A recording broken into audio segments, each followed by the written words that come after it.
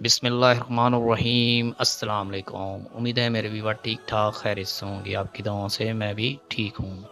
जो व्यूवर हमारे चैनल पर फर्स्ट है उनसे छोटी सी रिक्वेस्ट है, हमारे चैनल को सब्सक्राइब करें और घंटी के बटन को ऑल पर क्लिक कर दें। दो चीज़ें सदका करो, घर में दौलत ऐसे आएगी जिस तरह बारिश बरसती है। जिसके बेकार दोस्त होते हैं वो दुनिया में तरक्की नहीं कर सकता, वो हमेशा पीछे रह जाता है और दूसरे लोगों को तरक्की करते देखता है लेकिन खुद आगे नहीं बढ़ सकता। वो ज़बान जो सच बोलती है और झूठे दिल से बेहतर होती है। मेहरबानी ऐसी ज़बान है जो बहरे सुन सकते हैं और अंधे देख सकते हैं।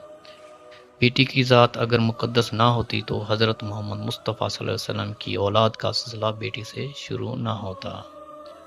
औरतों के अच्छे होने का अंदाज़ा उनकी औलाद की तरबियत से लगाओ।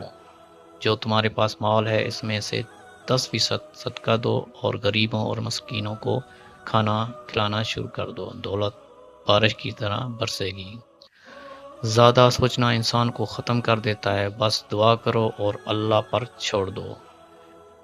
औरतों की 3 खूबियाँ होती हैं, बेटी किसकी है, बीवी किसकी है, माँ किसकी है। हज़रत फ़ातिमा दुनिया की वाहिद खातून है जो इन खूबियों में सबसे अफजल है।